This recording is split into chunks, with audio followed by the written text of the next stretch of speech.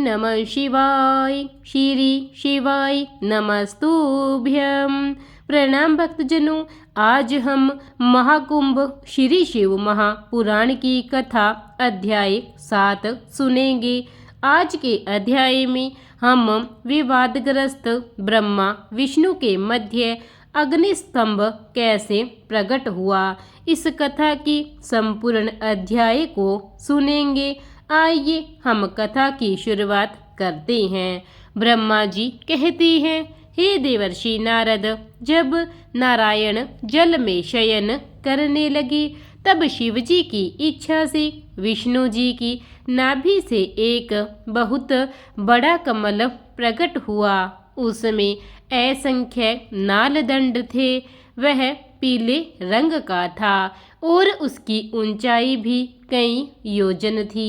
कमल सुंदर, अद्भुत और संपूर्ण तत्वों से युक्त था। वह रमणीय और पुण्य दर्शनों के योग्य था। तत्पश्चात भगवान शिव ने मुझे अपने दाहिने अंग से उत्पन्न किया। उन महेश्वर ने अपनी माया से मोहित कर नारायण देव की नाभि कमल में मुझे डाल दिया और लीलापूर्वक मुझे प्रकट किया।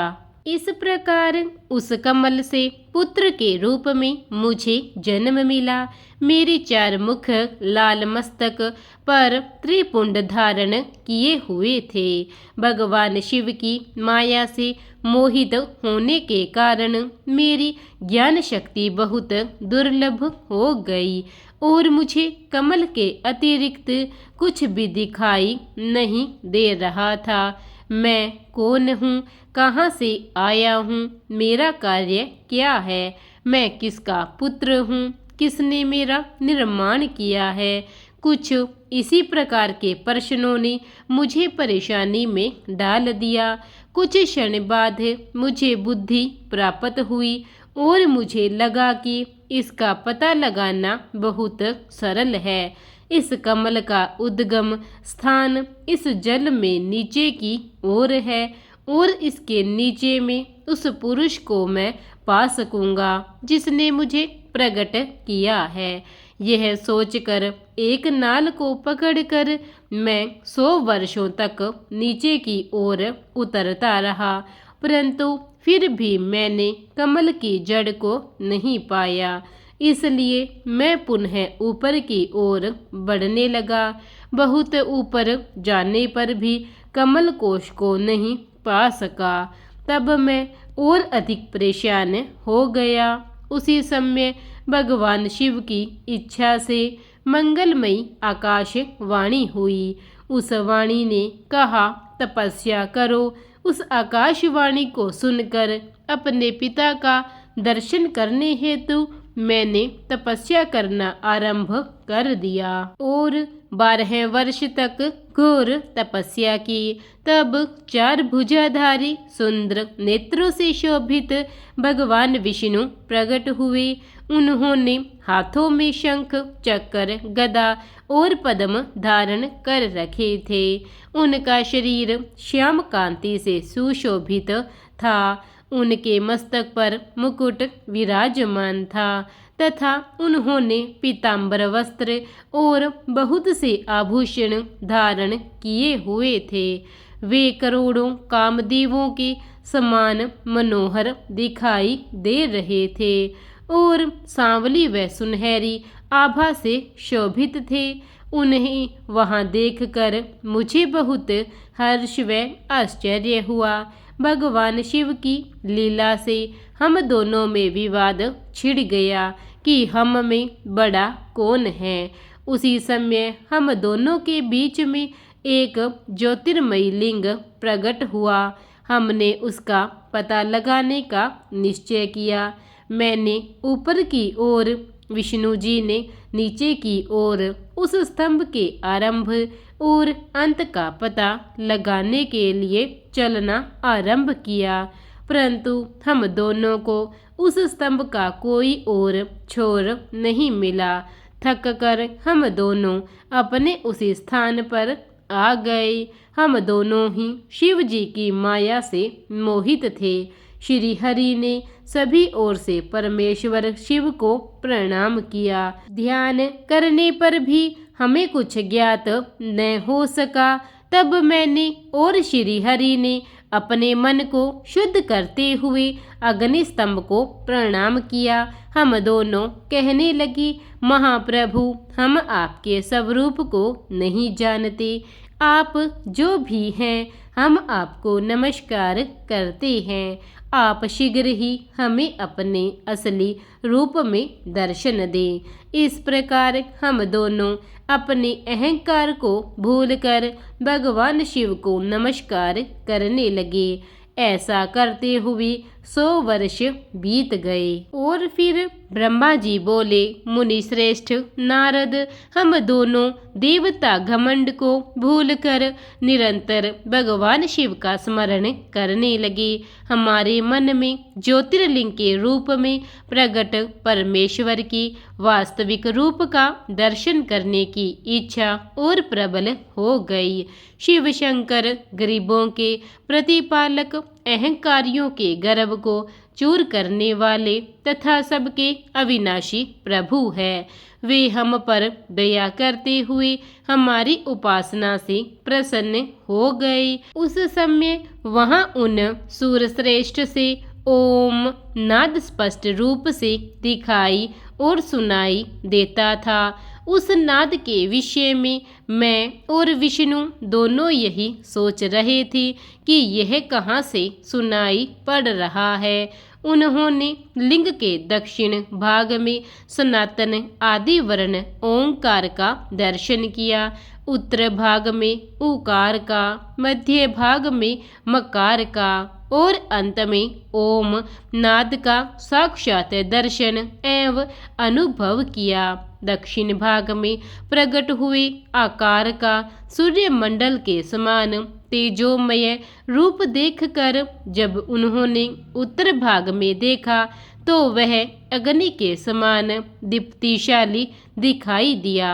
तत्पश्चात ओम को देखा जो सूर्य और चंद्रमंडल की भांति स्थित थे और जिनके शुरू एवं अंत का कुछ पता नहीं था तथा सत्य आनंद और अमृत स्वरूप परब्रह्म परायण ही दृष्टिगोचर हो रहा था। परंतु यह कहाँ से प्रकट हुआ है? इस अग्नि स्तंभ की उत्पत्ति कहाँ से हुई है? यह श्री हरि सोचने लगे तथा इनकी परीक्षा लेने के संबंध में विचार करने लगे। तब श्री हरि ने भगवान शिव का चिंतन करते हुए वेद और शब्द के आवेश से युक्त होकर अनुपम अग्नि स्तंभ के नीचे जाने का निर्णय लिया और मैं और विष्णु जी विश्वात्मा शिव का चिंतन कर रहे थे। तभी वहां एक ऋषि प्रकट हुए। उन्हीं ऋषि के द्वारा परमेश्वर विष्णु ने जाना कि इस शब्द ब्रह्ममयी शरीर वाले परमलिंग के रूप में साक्षात पर ब्रह्मा स्वरूप महादेव जी प्रकट हुए हैं। ये चिंता रहित रुद्र हैं। पर ब्रह्म परमात्मा शिव का वाचक प्रणव ही है। वह एक सत्य परम कारण आनंद आकृत पराप्रतव और परम ब्रह्मा है। प्रणव के पहले अक्षर आकार से जगत के बीजभूत अर्थात ब्रह्मा जी का बोध होता है। दूसरे अक्षर उकार से सभी के कारण श्री हरि विष्णु जी का बोध होता है। तीसरा अक्षर मकार से भगवान शिव का ज्ञान होता है। उकार सृष्टिकर्ता, उकार मोह में डालने वाला और मकार नित्य अनुग्रह करने वाला है। मकार अर्थात भगवान शिव बीजी अर्थात बीज के स्वामी हैं, तो अकार अर्थात ब्रह्मा जी बीज है। उकार अर्थात विष्णु जी की योनि है। महेश्वर बीजी बीज और योनि हैं। इन सभी को नाद कहा गया है। बीजी अपने बीज को अनेक रूपों में विभक्त करते हैं। बीजी भगवान शिव के लिंग से उकार रूप योनि में स्थापित होकर चारों तरफ ऊपर की ओर बढ़ने लगा। वह दिव्य अंड कई वर्षों तक जल में रहा। हजारों वर्ष के बाद भगवान शिव ने इस अंड को 2 भागों में विभक्त कर दिया। तब इसके 2 भागों में से पहला स्वर्णमयी कपाल ऊपर की ओर स्थित हो गया, जिससे स्वर्ग लोक उत्पन्न हुआ, तथा कपाल के नीचे के भाग से 5 तत्वों वाली पृथ्वी प्रकट हुई। उस अंड से चतुर्मुख ब्रह्मा उत्पन्न हुए, जो समस्त लोकों के सृष्टा है।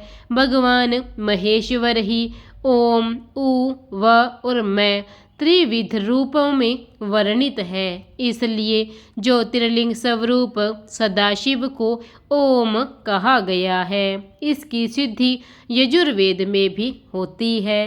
देवेश्वर शिव को जानकर विष्णु जी ने शक्ति सुभूत मंत्रों द्वारा उत्तम एवं महान अभ्युदय से शोभित भगवान शिव की स्तुति करनी शुरू की।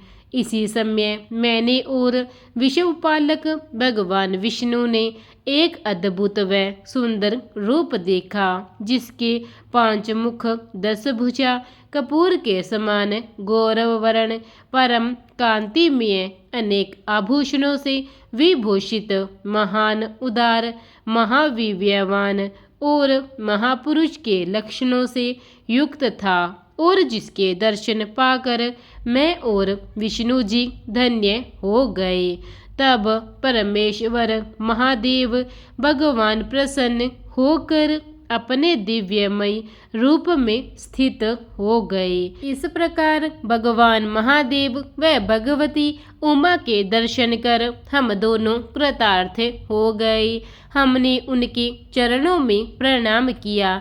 तब हमें 5 कलाओं से युक्त ओंकार जनित मंत्र का साक्षात्कार हुआ। तत्पश्चात महादेव जी ने ओम तत्वमसि महाकाव्य दृष्टि गोचर हुआ, जो परम उत्तम मंत्र रूप है।